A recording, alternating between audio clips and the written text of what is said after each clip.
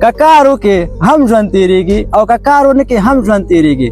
دا ښه نه شو دلته راغلو چکر مو او د ژوند نه خوند واخیسته. دی وګوره دی ژوند نه موږ څه خوند واخیسته؟ ژوند نه خو دوی دواړه خوند واخیسته.